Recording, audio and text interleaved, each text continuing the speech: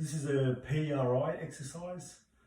It's called hook lying. So this position here is to get the body out of a PEC pattern.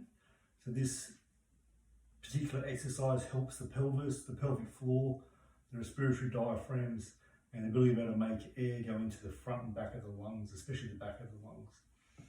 So it improves range of motion in the hips and can improve it in the shoulders too.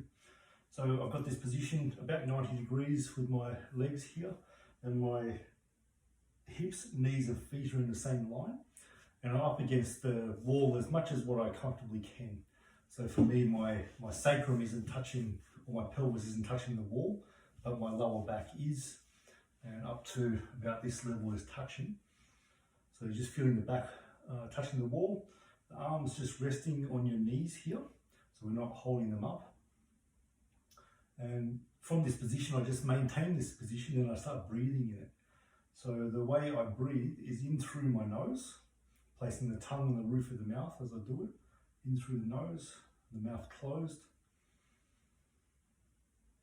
And as I breathe out, I'm getting all the air out. So it's like I'm fogging up a mirror. So it's getting the internal obliques to work.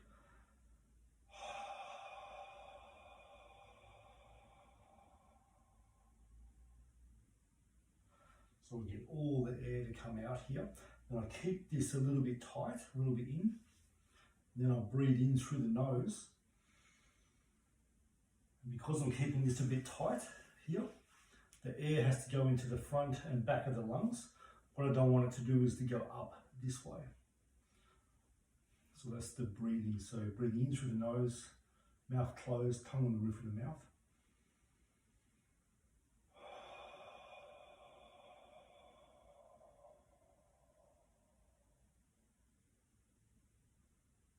All the air out. Keeping this a bit tight, breathing in through the nose again, inflating my back. Okay, so that's the breathing. So what I do with the arms while I do this, as I'm breathing out, I'm reaching forward.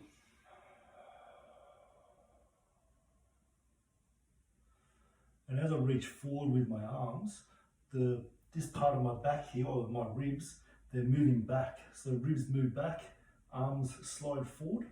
So it's protraction through the arms here. And what I'm not doing is just bending forward like this. So I'm not losing height in my spine. When I do this out of my spine, my head goes lower. I'm not doing that. So I'll do the full motion now. So in through the nose.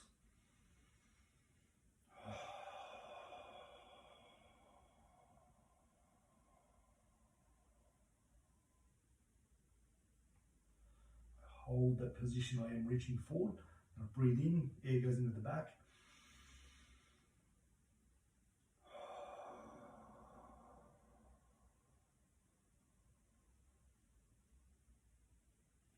So I've just reached forward a bit more. I hold this position, so as I breathe in, I'm not letting this off. I'm not coming back like this.